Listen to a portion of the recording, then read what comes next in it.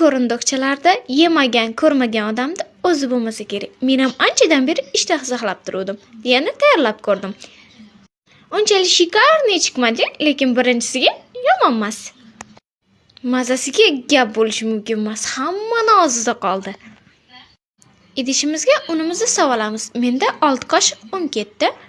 Paprika solamiz, murch, ziravorlar, tuz, shakar, razrixlital, sut va bir dona tuxum. Mahsulotlarimizni aralashtirib olamiz. Qaylamiz holati xuddi shu holatga kelgandan so'ng silindr idishimizga qo'yib olamiz. Stakanchidan foydalansangiz ham bo'ladi. Keyin xuddi shunaqa cho'plarimizga sosiska va sirlarni yarmidan bo'lib terib chiqamiz. Istaganingizcha terishingiz mumkin. Istasangiz sosiskani o'zini terishingiz mumkin yoki bo'lmasa sir bilan birga qo'shib. Men sir bilan birgalikda tayyorladim.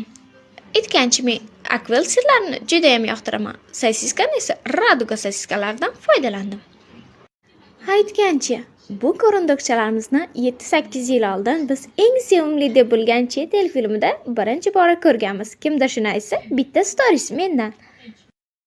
Sosiska va sirlarimizni cho'pga tergandan so'ng ularni unga berib, qaylamizga botirib, qizdirilgan yog'da pishirib olamiz. Eng yaxshi cho'ziladigan sir qaysi deb o'ylaysiz? Kommentariyada qoldiring, foydalanib ko'raman.